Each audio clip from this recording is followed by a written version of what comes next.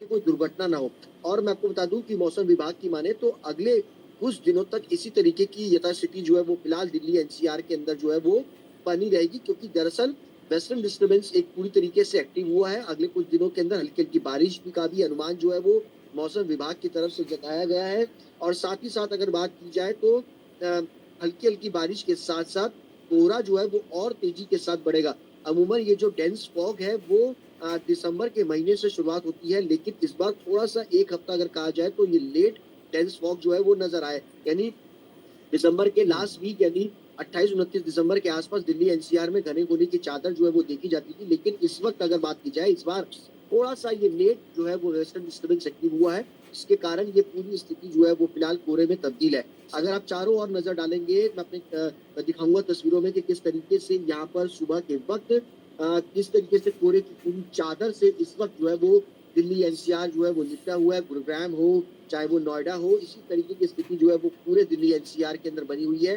गाड़ियों की रफ्तार जो सुबह के वक्त काफी ज्यादा तेज होती है, वो फिलहाल 20 से 25 किलोमीटर प्रति घंटे के हिसाब से गाड़ियां जो है वो लोग ठीक है। चलाते हुए फिलहाल जो है वो दिल्ली एनसीआर में नजर आ रहे हैं, और इसी ठीक के कारण सुशांत लोगों को जी, सुशांत आप जुड़े रहिए, वापस आते हैं आपके पास। हिमांशु के पास हम लिए चलते हैं, सभी दर्शकों को अपडेट पहुंचाएंगे हिमांशु अब। हिमांशु, दोहरी मार, डबल अटैक है, एक तरफ ठंड का असर है और फिर धुंध में गुम राजधानी दिल्ली, आसपास के पूरे इलाके। तो कितना प्रभाव पड़ रहा है यात्रियों पर? चूंकि ये रेलवे स्टेशन पर आपकी मौजूदगी है, नई दिल्ली रेलवे स्टेशन पर, तो यात्री काफी परेशान होंगे। क्या कुछ अभी सुनने और देखने को मिल रहा है? तस्वीरें भी दिखाते रहिएगा। देखिए, जो स्थिति है वो समझी जा सकती है इन तस्वीरों को देख करके कि कितना घना कोहरा है। इस वक्त भी सुबह के 8 बजे भी शहर के बीचों बीच जो रेलवे स्टेशन है वो कनॉट प्लेस के पास, आप सोचिए यहाँ पर अगर इतना कोहरा है, जो जिन रास्तों से ट्रेनें आती हैं, जो ओपन इलाके हैं, वहां पे क्या हालात होंगे अभी भी ये समझा जा सकता है। और जब इतना घना कोहरा है तो ट्रेनों पे तो असर पड़ना ही है। अब सामने जो बोर्ड लगे हैं वो अपने आप बता रहे हैं, क्योंकि हमने अभी कुछ यात्रियों से बात की, कोई कह रहा है वो 4 घंटे से मौजूद है, कोई पिछले 2 घंटे से मौजूद है, कोई लेट आया तो उसको अगली जो कनेक्टिंग ट्रेन पकड़नी थी वो ट्रेन उसकी मिस हो गई। तो इस तरीके से यहाँ पर परेशान यात्री हमें नजर आए। और सामने आप देखिए, जो भी रेड में नजर आ रहा आशुतोष, जिस ट्रेन के सामने, वो ट्रेनें लेट है। पहली जो ट्रेन है वो देखिए ऊपर अगर आप देखेंगे तो 1 घंटे से ज्यादा, दूसरी ट्रेन 2 घंटे 56 मिनट, तीसरी, चौथी, पांचवी, तो जो भी रेड में दिख रहा है ऑन टाइम है। दो, इसमें 3 ट्रेनें ऑन टाइम है लेकिन 2 लेट है। इसके पहले वाले स्लाइड में 5 की 5 ट्रेनें लेट थी, इसमें देखिए 5 में से 3 ट्रेनें रेड में डिले हैं, यानी कि वो तो कई सारी ऐसी ट्रेनें हैं जो वक्त से काफी देर से 1 घंटे से लेकर के 3 से 4 घंटे देरी से चल रही हैं। और जाहिर तौर पर यात्री तो परेशान होंगे ही, क्योंकि ऐसे में आपको कहीं अगर जाना है, समय पे पहुंचना है, तो आप तो देर होते ही है। जी बिल्कुल, हम देख पा रहे हैं लोग काफ़ी परेशान भी हैं, और सभी जो अभी सुबह सवेरे कहीं निकल भी रहे हैं, चाहे एक्सप्रेसवे हो या नॉर्मल सड़क, कहीं से भी निकल रहे हो, काफ़ी परेशान है। हम साथ साथ तस्वीरें भी दिखाते रह रहे हैं ताकि विजिबिलिटी पता चलती रहे। एक बार हम फिर से घाटी का रुख करेंगे, जहां पर अशरफ आनी हमारे सहयोगी जुड़े हुए हैं। अशरफ, हालांकि किसान खुश हैं, फसलों को फायदा पहुंचेगा, बर्फबारी उनके लिए फायदेमंद होती है और पर्यटक भी काफी खुश होते हैं, लेकिन चुनौतियों का सामना काफी करना पड़ता है। ट्रैफिक जाम या फिर फिसलन भरी सड़क, कितना खतरनाक। तो इस वक्त क्या मौसम विभाग कह रहा है, कब तक और बर्फबारी होती रहेगी, क्या सिचुएशन है, ये सब कुछ बताइए। जो भी दर्शक भारत में देख रहे हैं, घाटी पर उनका और ध्यान रहता है। आशुतोष, दरअसल वेस्टर्न डिस्टर्बेंस जिसकी बात की जा रही है, हिमांशु जिसका बता रहा था, वो दरअसल 2 दिन पहले जम्मू कश्मीर में ही पहले सिस्टम में दाखिल हुई थी। ये अफगानिस्तान और पाकिस्तान से होती हुई ये हवाएं जो हैं यहाँ पहले घाटी में घुसती हैं और उसके बाद फिर जो है उत्तरी राज्यों में इनका असर दिखता है। पिछले 2 दिनों से हमने देखा कि पहाड़ों पर रुक रुक के बर्फबारी हो रही थी, लेकिन आज से जो है मौसम विभाग का कहना है कि मैदानी इलाकों में इस मौसम की सबसे बड़ी बर्फबारी होगी। 48 घंटे तक जो है वेस्टर्न डिस्टर्बेंस का असर रहेगा। आज शाम को अगर ये बर्फबारी मैदानी इलाकों में भी शुरू होती है तो आने वाले दिन चुनौती भरे होंगे, न सिर्फ कश्मीर में लोगों के लिए बल्कि उत्तरी राज्यों में भी। ठंड भी बढ़ेगी, कोहरे का असर भी उन राज्यों में बढ़ेगा, जबकि कश्मीर में जहां तक आपने दिक्कतों की बात की है, कहीं ना कहीं मानसिक तौर पर लोग काफी तैयार होते हैं इन सर्दियों और बर्फबारी से जूझने के लिए। लेकिन जो पर्यटक सिर्फ बर्फबारी का मजा लेने के लिए आते हैं, उनको कई चुनौतियां सामने आती हैं, मुश्किलें होती है। दरअसल फिसलन सड़कों पे होती है, जी। जैसे आपने कहा, गाड़ियों का एक जगह से दूसरी जगह पहुंचना मुश्किल हो जाता है, और उस बीच अगर लगातार बर्फबारी होती रहती है तो उसमें फिर ज्यादा देर तक टिकना या बाहर रहना भी कहीं ना कहीं काफी मुश्किल हो जाता है। तो यही कारण है कि सभी पर्यटकों को ये सलाह दी गई है कि यदि ठीक वो किसी जगह पे जाएं तो प्रशासन से पूछकर जो है उन पर्यटक स्थलों पर पहुंचे। है, दिन भर कोहरा रहेगा।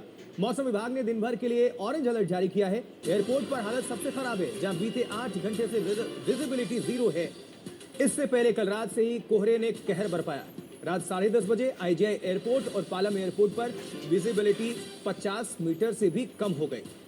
एयर इंडिया और इंडिगो ने ट्रैवल एडवाइजरी जारी की है।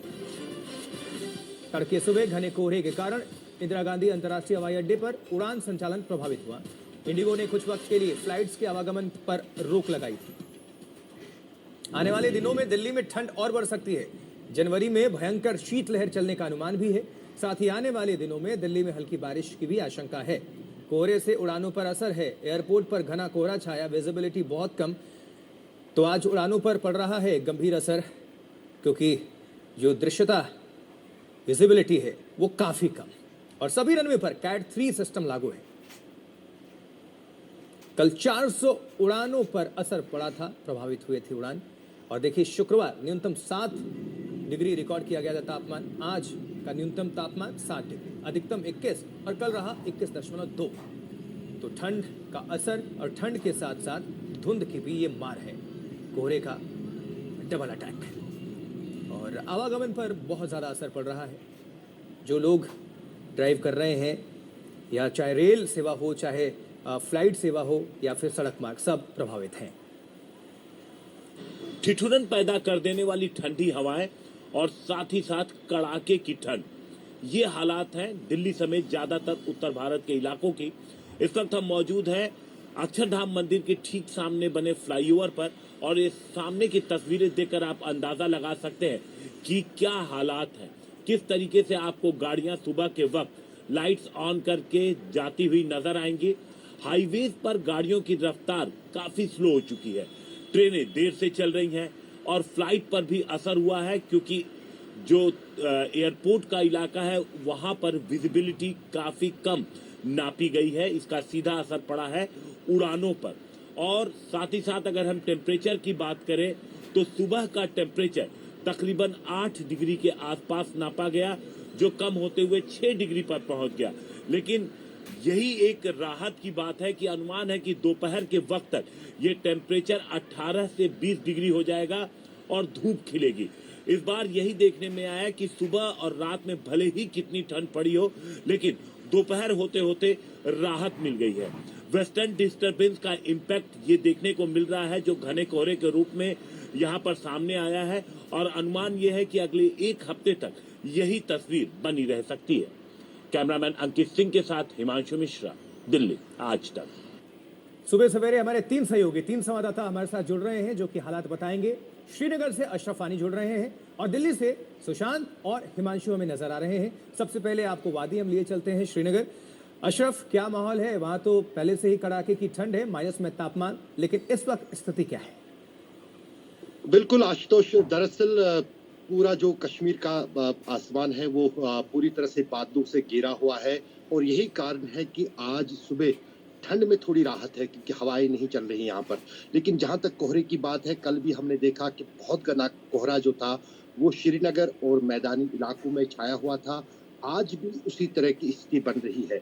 अभी फिलहाल तापमान -1 डिग्री है, लेकिन जो ही तापमान थोड़ा सा बढ़ेगा, 0 डिग्री के आसपास आ जाएगा या 1 डिग्री के पास आ जाएगा, तो उसके साथ ही जो है कोहरा और घना जो है गहरा जाएगा। तो जाहिर है कि कई दिक्कतें आ रही हैं। कल भी कुछ विमान जो हैं वो देरी से उड़ने लगे थे श्रीनगर से, और वही हाल कि आज अशरफ, के हम बाद आपका रुख करेंगे, आप बने रहिए, दोबारा आपका हम रुख करेंगे। अब दिल्ली में क्या हालात हैं, इसको आप सभी तक पहुंचाएंगे सुशांत और हिमांशु। पहले हम हिमांशु का रुख कर लेते हैं। हिमांशु, इस वक्त आपकी मौजूदगी कहाँ पर है? कितना असर है रेल सेवा, चाहे वो फ्लाइट हो या फिर सड़क यातायात, किस तरह से यात्री हैं परेशान?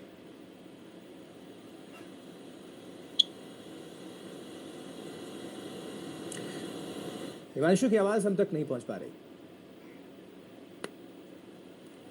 हिमांशु, आपका हम रुक करेंगे, आप जुड़े रहिएगा। यही सवाल मैं सुशांत से ले लेता हूं।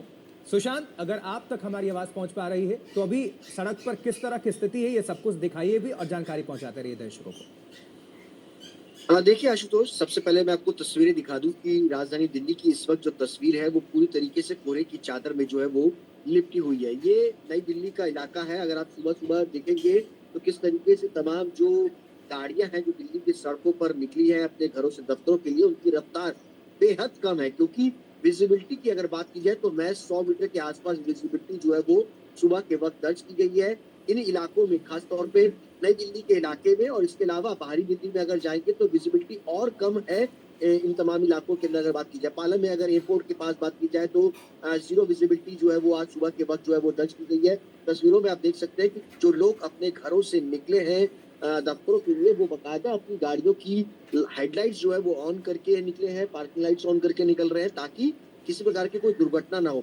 और मैं आपको बता दूं कि मौसम विभाग की माने तो अगले कुछ दिनों तक इसी तरीके की यथास्थिति जो है वो फिलहाल दिल्ली एनसीआर के अंदर जो है वो बनी रहेगी, क्योंकि दरअसल वेस्टर्न डिस्टर्बेंस एक पूरी तरीके से एक्टिव हुआ है। अगले कुछ दिनों के अंदर हल्की हल्की बारिश का भी अनुमान जो है वो मौसम विभाग की तरफ से जताया गया है।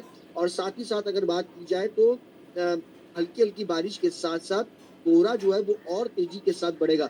अमूमन ये जो डेंस फॉग है वो दिसंबर के महीने से शुरुआत होती है, लेकिन इस बार थोड़ा सा एक हफ्ता अगर कहा जाए तो ये लेट डेंस फॉग जो है वो नजर आए, यानी दिसंबर के लास्ट वीक यानी 28-29 दिसंबर के आसपास दिल्ली एनसीआर में घने कोहरे की चादर जो है वो देखी जाती थी। लेकिन इस वक्त अगर बात की जाए, इस बार थोड़ा सा ये लेट जो है वो वेस्टर्न डिस्टर्बेंस एक्टिव हुआ है, जिसके कारण ये पूरी स्थिति जो है वो फिलहाल कोहरे में तब्दील है। अगर आप चारों ओर नजर डालेंगे, मैं दिखाऊंगा तस्वीरों में कि किस तरीके से यहाँ पर सुबह के वक्त किस तरीके से कोहरे की पूरी चादर से इस वक्त जो है वो दिल्ली एनसीआर जो है वो लिपटा हुआ है। गुरुग्राम हो चाहे वो नोएडा हो, इसी तरीके की स्थिति जो है वो पूरे दिल्ली एनसीआर के अंदर बनी हुई है।